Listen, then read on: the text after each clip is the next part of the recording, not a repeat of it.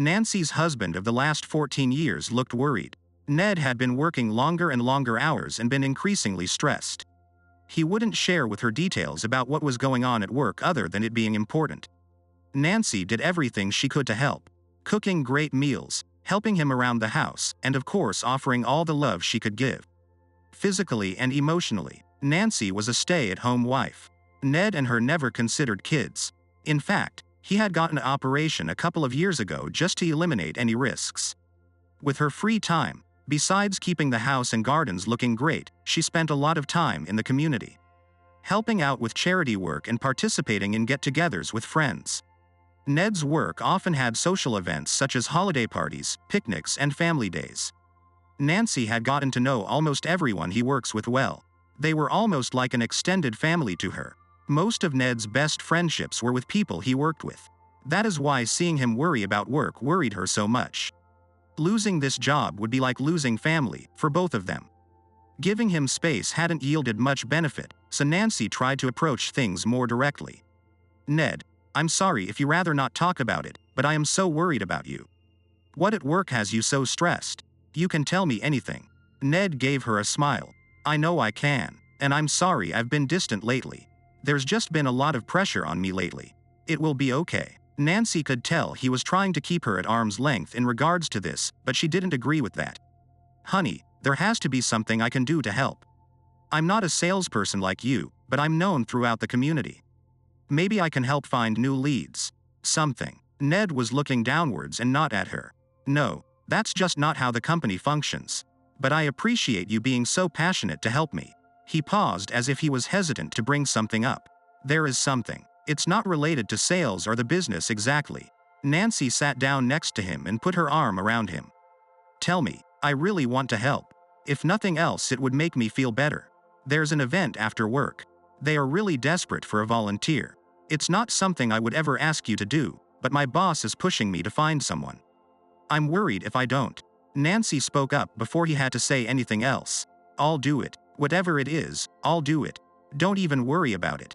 Nancy thought about how this is likely a job involving cleaning out something incredibly dirty or some other type of job that nobody else would ever volunteer to do. She wasn't afraid of working hard. Ned finally looked up at her. Are you sure? This isn't something you've ever done before.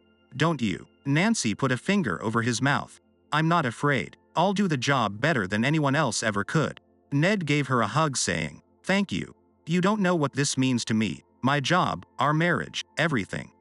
He took a deep breath in relief. Okay. Give Jerry a call. He can give you the details. Jerry was a coworker of his and someone he considered his best friend. He's often over at our house to watch sports with Ned and other guy stuff. She greatly liked him too and always wished he would settle down so they could do double dates and stuff. Ned took Nancy by the hands and took a serious tone. You need to realize though that if you are going to volunteer for his, you need to commit. Volunteering and then doing a poor job or backing out later would be far worse than if you simply said you didn't want to right now. This is very important to my boss if you can understand that. Nancy was taken aback by the sudden seriousness her husband was emphasizing. Was Ned's job on the line? If this volunteering work went poorly, would she get her husband fired? She was starting to wonder more about the nature of this work, but felt too intimidated to ask more about it now. Besides, her husband seemed so relieved when she agreed to it earlier. She couldn't put that stress back on him now. I understand fully, honey. I won't fail. Again, her husband hugged her. Jerry will explain it more. Call him tomorrow morning. Just remember to follow his directions fully. I won't be at the event, so just rely on him. As instructed, she called her husband's coworker and best friend Jerry the next morning. Good morning, Jerry. This is Nancy. Hello, Nancy. I just finished that pie you gave me yesterday. I tried to make it last as long as possible, but 2 days after you gave it to me, it was gone. Haha. Well, I take it then you liked it. Hey, listen. I talked to Ned last night and was informed that a volunteer is needed for an upcoming event. After talking it through, I am going to help out and be that volunteer. He told me you could give me more information. Jerry was silent on the other side on the line for a bit. Hello? Nancy finally said in response to the silence. For the event tonight? I had heard that the boss had asked Ned if he knew of anybody. I never imagined he would ask you. You know what this is, right? She could sense Jerry didn't want me doing this work. He was always so overprotective of her. One week Ned was out of town and he insisted he mow the lawn for her. Nancy didn't want to get into an argument and have to convince another man to let her help. I said, Ned and I talked about it and I want to help. Please let me do this, Jerry. Don't tell him or anyone I said this, but I think he is worried for his job and this could help. He was quiet again before responding. Our boss will certainly be agreeable to you doing this. I never thought you would do this, Nancy, but if Ned is okay with it, fine. I'll text you the address. Be there at 7 p.m. Wear a nice dress. With that, the conversation ended. Nancy was surprised to hear that she needed to wear a dress. It wasn't that she didn't like wearing dresses. She wore them all the time. But this told her that the work wasn't going to involve cleaning up a filthy area or hard work like that. The rest of the day she tried to think what kind of work would require her to dress nicely but still be so hard to find volunteers for. She never came up with a good explanation before it was time to leave. She chose to wear a white dress with short sleeves and a skirt that went just below the knees. It wasn't anything too fancy but a step up over a simple sundress. She put on some red lipstick to give her face a pop of color along with the standard eyeshadow she typically wears. Nancy left the house before Ned came home from work. It wasn't unusual lately for him not to be home yet given his work hours lately. She arrived at the address and saw Jerry waiting outside. The location seemed to be a rather fancy residential home. She had never been here before. Jerry approached her as she walked up. Nancy, you look great tonight. Are you ready? I am. Nancy wasn't sure what she was ready for. But during the drive over she felt the weight of what she was doing. Ned losing his job would be devastating. With the exception of her, everything in his life was derived from his job. Losing that job would lead to some very dark times for her husband. He led her into the house and into a small side room. There was a young girl already there. She looked to be somewhere between 18 to 20 years old. She was very pretty and wearing a nice red dress in a style that Nancy often saw younger people wearing. Not knowing what else to do, Nancy walked up and introduced herself. The girl named Jill was friendly but rather nervous looking. After some small talk, Jerry spoke up. Ladies, thank you both for being here tonight. While you know in general what is happening, I want to clear about the rules. Please listen carefully. Rules? Nancy had been given yet another detail that confused her. Jerry continued. Myself and 5 others have split into 2 teams of 3 people. Each of you have been assigned to one of those teams. During the game, you will be responsible for bringing any drinks to your team that are requested. Nancy finally understood now what she was doing. Her husband Ned used to attend a poker game with Jerry and others at work a few years back. He stopped going as he said the stakes were getting too high. They needed pretty girls to serve drinks and help give the feeling of a fancy casino. We will be playing 3-card Texas Hold'em. It doesn't matter to you, but just so you can better follow the game, each team will start a game by being dealt 2 cards that they will keep hidden to themselves. Bets using money will then be placed. Each game only one person from each team will be playing. However, all of the team's money is pooled together. Thus, that individual is risking the money of the whole team's. From there, the dealer will reveal a single card placed on the table for all to see. The team will then make another monetary bet, followed by a second card getting revealed and another bet with money. Finally, the third and last card will be revealed. Teams have 2 options here. Nancy had been taught how to play the game before by Ned and was only half listening as the rules were well known to her. The teams having 2 options after the reveal of the last card caught her attention. She never heard of such a thing. Teams can bet money as usual. However, they can also bet their girl, which is you too. Nancy froze hearing that. What did that mean? Jerry explained further. Depending on what the team offers for their girl to do, the dealer will assign a money value to it. For example, Team A may bet that Team B's girl will take off a piece of clothing. The dealer says this is worth $200. Team B accepts. If Team B wins, they get $200. If Team A wins, then Team B's girl strips, but no money is lost. Nancy could feel the blood drain from her face. What had she agreed to? What had Ned talked her into?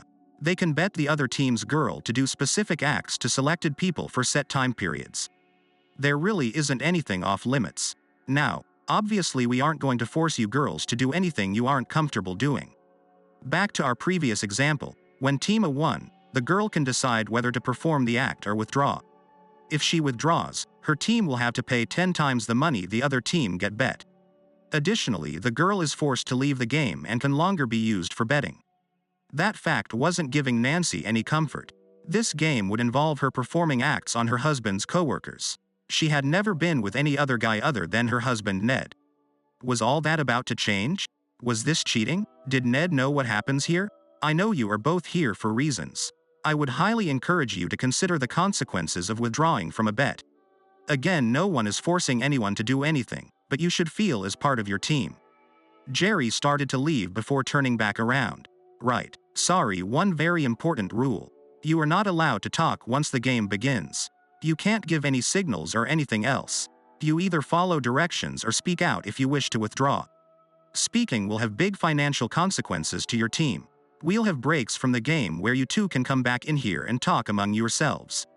I'll be back in a few minutes to take you inside the game room. Jerry left, leaving the girls alone. Nancy's mind was a jumble mess. How much trouble was Ned in at work where he needed her to be used by his coworkers like this? This led her to remember that she had practically begged her husband to let her volunteer for this.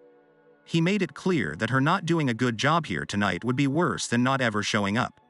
Nancy realized her only option was to play the game. I'm really nervous about the game. Can I ask why you are here? You don't need to tell me, but it's comforting that someone more mature than me is also here. Makes me feel safe, the young girl Jill said to Nancy.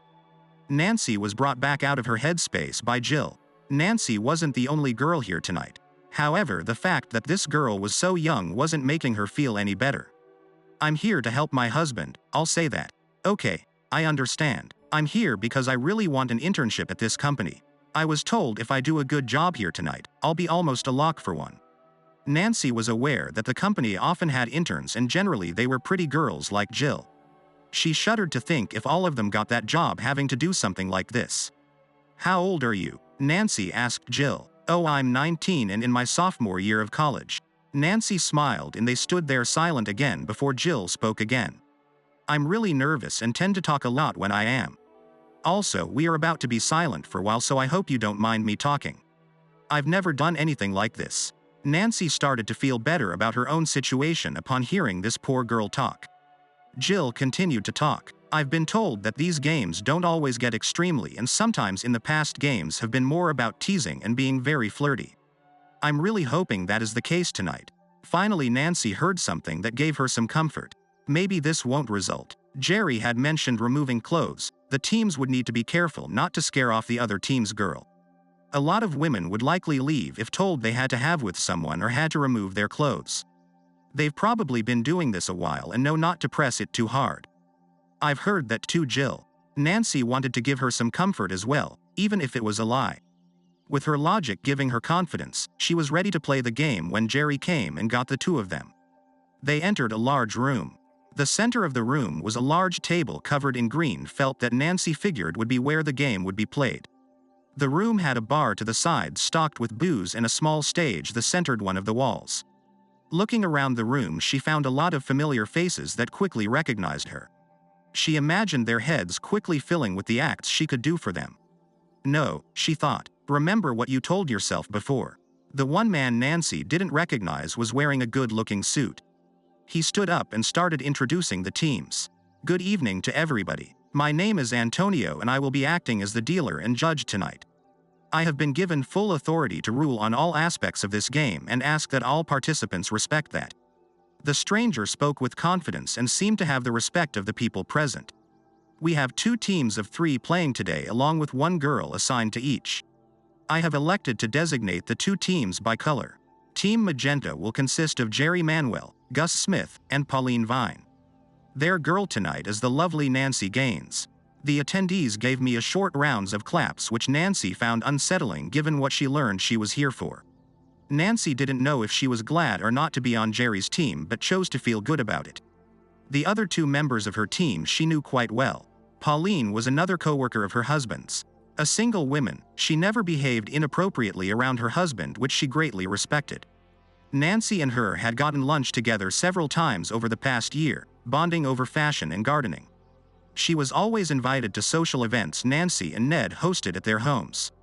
Nancy, however, was very surprised to see her at this event. But she found hope in that. Pauline was a fan of card games, including poker. She was likely here for the high stakes and thrill of the game. Having a player be more focused on the cards and less on the girls was a positive for sure. Gus, the third member of her team, was Ned's boss. He had been for over 5 years now. Gus was tough to work for and pushed Ned hard, as evident by the hours he had been working. Nancy wasn't exactly friends with him, but given his position as Ned's boss, she went out of her way to always talk with him at work events. He was pleasant in conversations at least. What concerned her now was his presence here. Ned seemed to have been pressured to find a woman by his boss to bring to this game. And now she found his boss was part of this perverted game. However, he was on her team and thus she wouldn't be doing anything to him, just for him.